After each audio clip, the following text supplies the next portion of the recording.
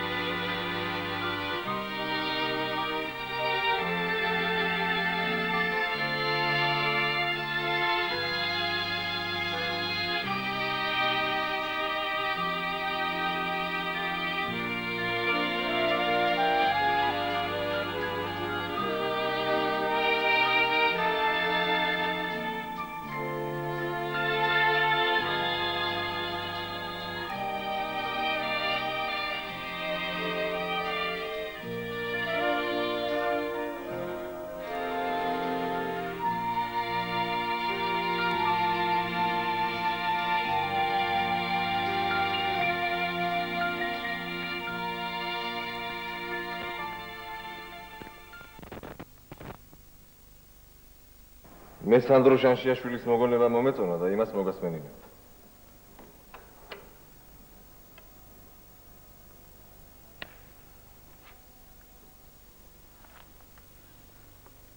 ჯერ კიდევ ბავშვი ვიყავ, უკვე გამეგო ვაჟას სახელი. მამაჩემი მწიგნობარი კაცი გახლდათ და ამის გამო ვაჟა დიდად მიღებული იყო ჩვენს ოჯახში. ვაჟას სურათი უთუოდ ილიას და შოთას გვერდით ეკიდა. ერთხელ რაღაცა მიზეზის გამო ვაჟას სურათი ძირს ჩამავარდა და შუშა დაიმსხვრა. მამაჩემს ძალიან ეწყინა შუშა სხვა მწერლის სურათს მოხსნა და ვაჟას ჩარჩო კვლავ შუშით შეამკო. მაშინ მე 10 წლისა ვიქნებოდი. მამი, ვინ არის ეს ჩოხიანი? ვკითხე მამაჩემს. გახსოვს შვილსნუკრი, თავის თავგადასავალს რომ გვიამბობს. მერე დედა ამ კაცმა მოუკლა, ვკითხე მამაჩემს. ამან კი არ მოუკლა, ამან გვიამბო ობოლი ნუკრის ამბავი და შეგვაბრალა. ეს დიდი პოეტია. ზის მთაში ერთ დიდ გამოქვაბულში. იქ ჩანგურზე მღერის და ჩვენამდე აღწევს მისი ხმა. ასეთი უცნაური დახასიათება მამაჩემისგან ღრმად ჩამრჩა გონებაში. წარმოვიდგინე ადამიანი, რომელიც გამოქვაბულში ზის და მღერის. მაშინ უკვე ვიცოდი ტარიას ზღაპარი. თქვი ეს მეორე ტარიელია გამოქვაბულში რომ ცხოვრობს მეთქი. და ამ დღის შემდეგ ვაჟა-ფშაველას სურათს მეტად ვუფრთხილდებოდი. რომ წამოვიზარდე, მამას ვკითხე, ასერიგად რა დამიხასიათე მეთქი ვაჟა-ფშაველა. მაშინ მან დაწვრილებით მიამბო, ვინ იყო ვაჟა. გამოქვაბული და მთა ალბათ იმიტომ გითხარი, რომ გეგრძნო ვაჟას პოეზიის სურნელება და მისი ძალაო. თელავის სასწავლებელში მამაჩემი უფროსი მოწაფე ყოფილა. ოკვერივით ბიჭი იყო, ძვალმაგარი და ღონიერი. თელავში იმ დროს ჭიდაობა და კრივი დიდ წარმატებაში იყო. ცხოვრებნი ორ ნაწილად გაიყოფოდნენ და ყველას თავისი ფალავანი გამოჰყავდა. განსაკუთრებით კრივი იყო დიდი მოსახელვებელი. კრივში ჯერ ბავშვები გაჰყავდათ, შემდეგ მოზრდილები და ბოლოს ვაჟკაცები ჩაერეოდნენ ხოლმე. ვაჟია ფშაველი, ასევე ძახდით. უფროსი მოწაფეების ფალავანი იყო, ჭიდაობაშიაც და კრივშიაც, მიამბო მამა. თვით მე ვაჟა ფშაველა გავიცანი 905 წლებში. გამაცნო პოეტმა იროდიონ ევდოშვილმა. ჩემს აღტაცებას საზღვარი არ ქონდა, როცა ვაჟას ჩემს სუფრაზე მჯდომს ვუყურებდი. ბავშვობიდან ისეთი წარმოდგენა მქონდა, რომ ეს უნდა ყოფილიყო დევის მაგვარი, გამოქვაბულში მჯდარი ადამიანი, წვერულაშიც შებურძღნილი. მას სურათშიაც წვერები ჰქონდა.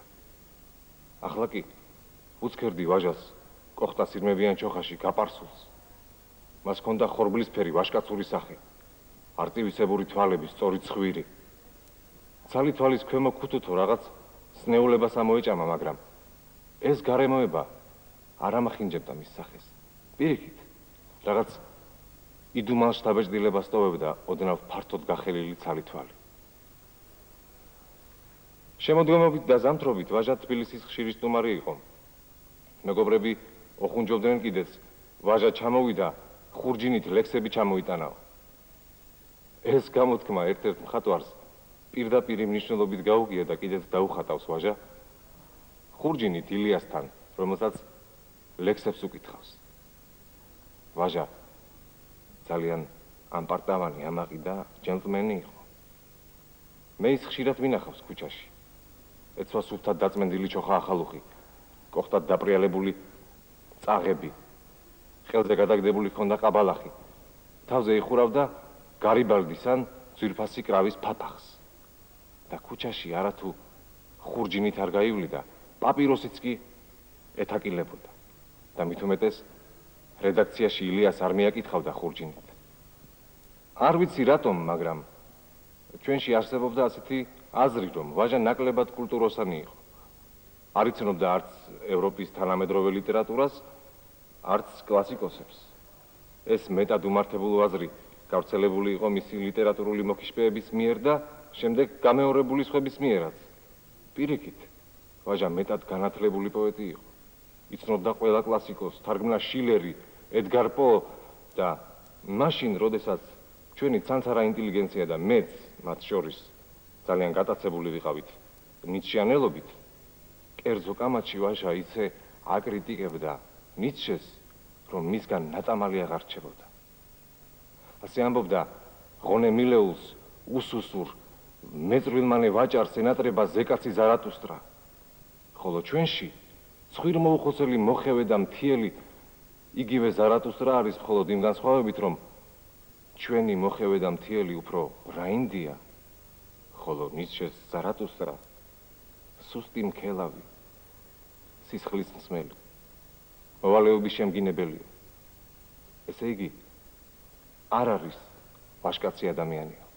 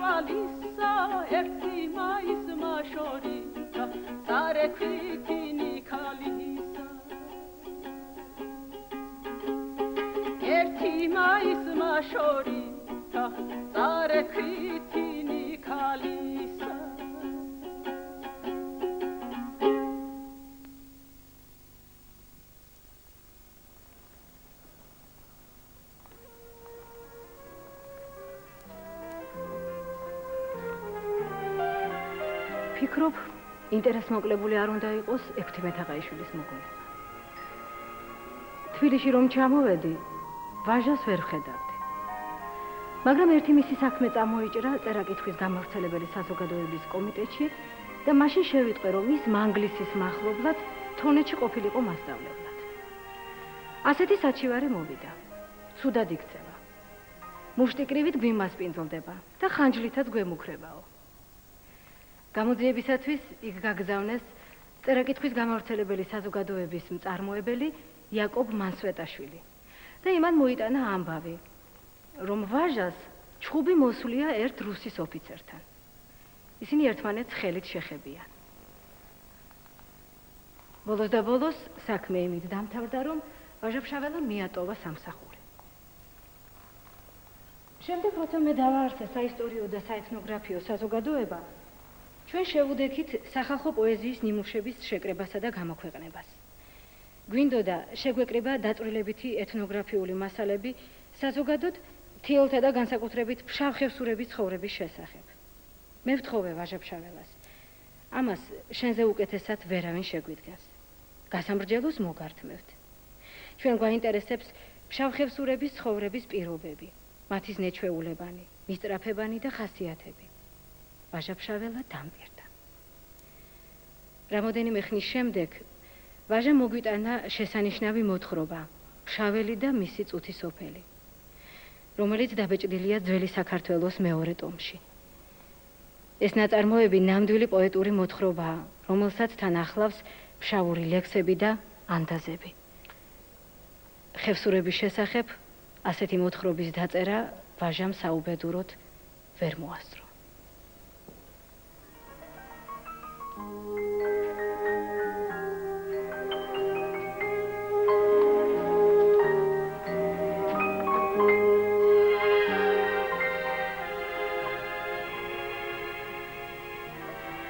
თონეთში მომხდარი უსიამო ამბის შესახებ უფრო დაწვრილებით გვიყვება იაკობ მასვეტაშვილი.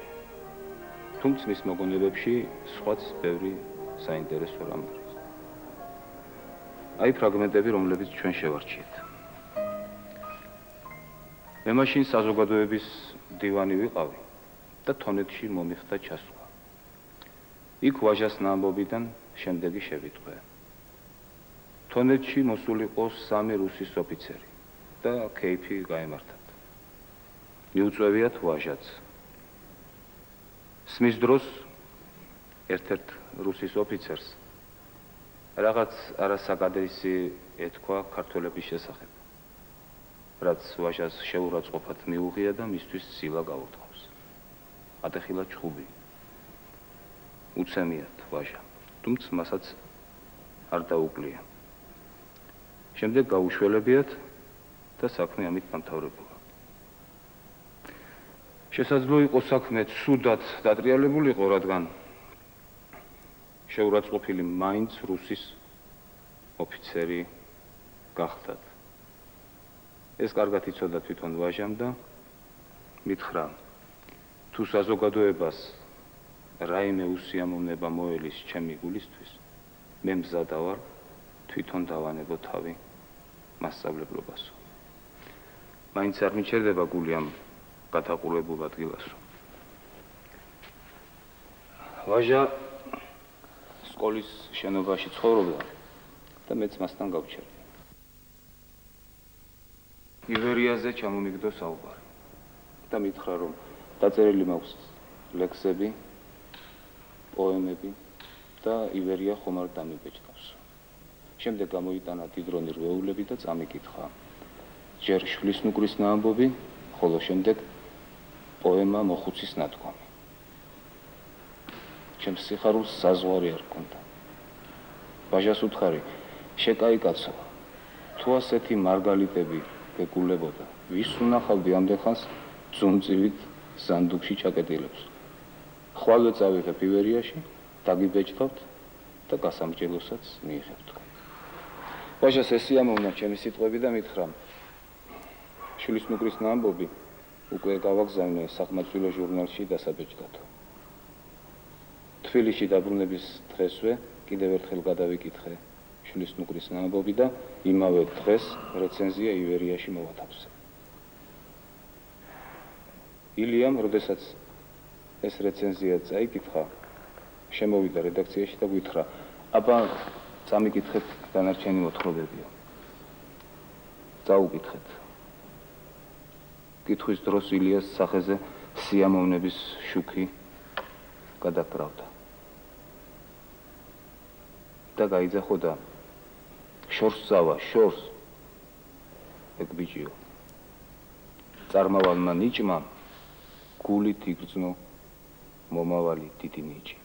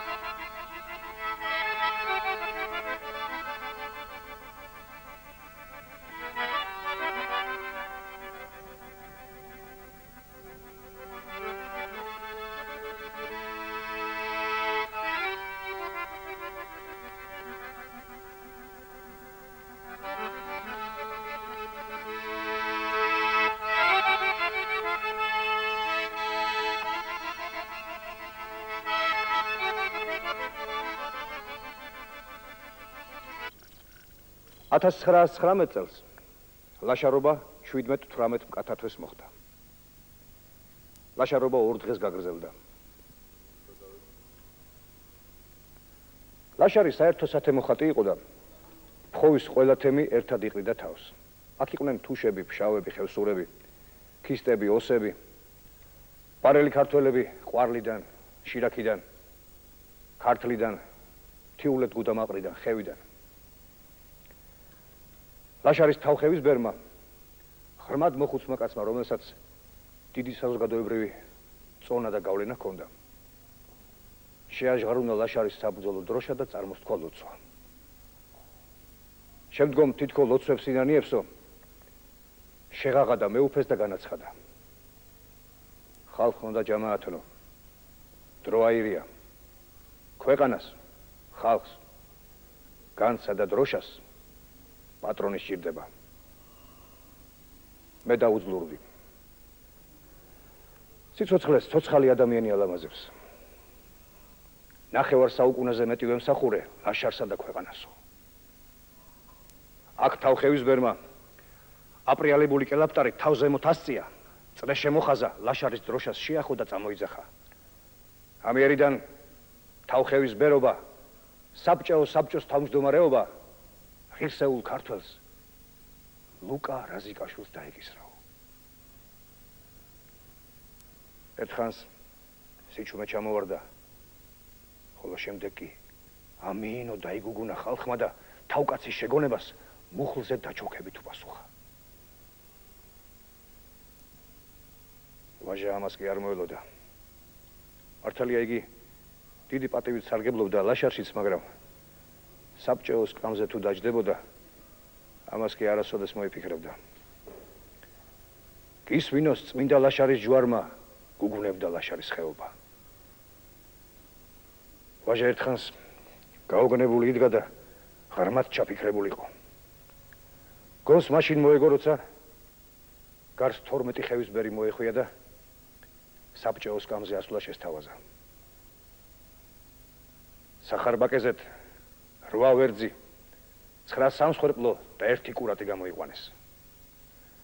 მომავალი ბელადი, თავხევის ბერი განსაკუთრებულად ადიდეს და ამწყალობლეს ჩოხოსანი რაინდი და საბჭოს კამზე დასვეს.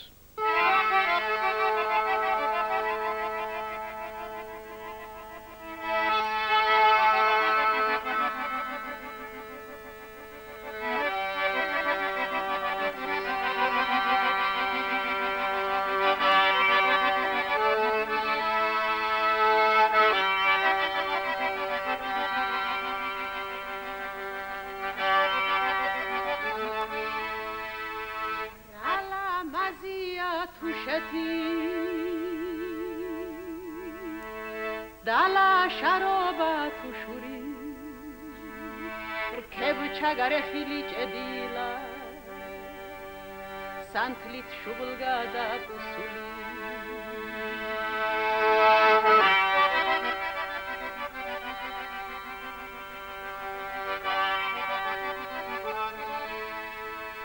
ფერდობზე ჩამწკრივებული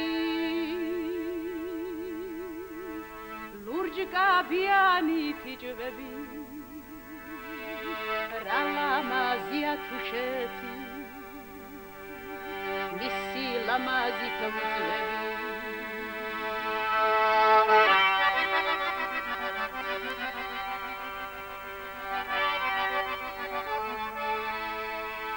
ფერდობზე ჩამწკრივებულა კოხტა ქალი და ვაჟია ხელებში ამღერებულა შმაგი ალაზნის წყალია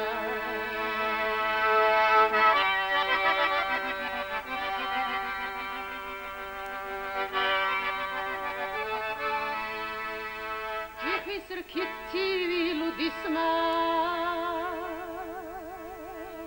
ცეცხლზე შიშხინი მწვადისა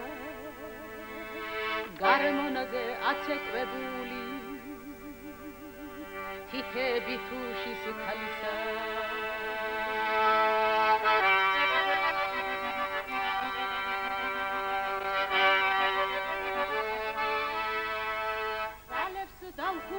კლავ მოსჩანს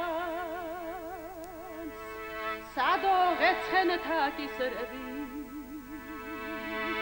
დაქორბებელას ფერფულში გლის მუხლამწყემსი ბიჭები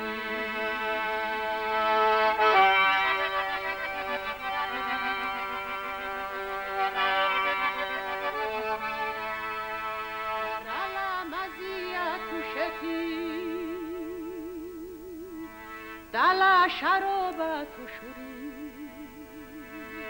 Rkeb chagare hili chedila Santlit shubulgada tu suri Sware mode bulim tswadebi Gadar zega mo shushuli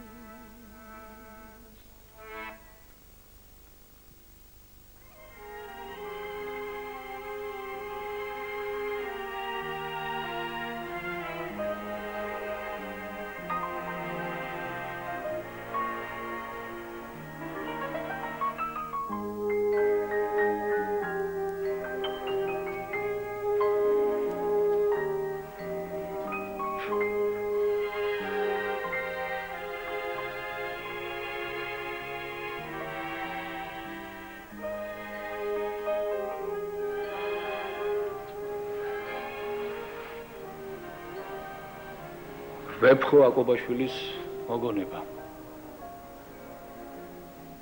როცა მე დავაბადებულ ვარ, ისეთი ხმით მიჭექია, რომ მეორე სახლში გაუგონიათ ვაჟას და მამაჩემს. ვაჟას ამოუძახნია, ვეფხვია და ჩემი პირველი საბრძოლოც ვაჟას დაულევია. შემდეგ როცა წამოვიზარდე და ანაბანა ვისწავლე. ჩემი ყველაზე საყვარელი ადამიანი სწორედ ვაჟა ფშაველა იყო.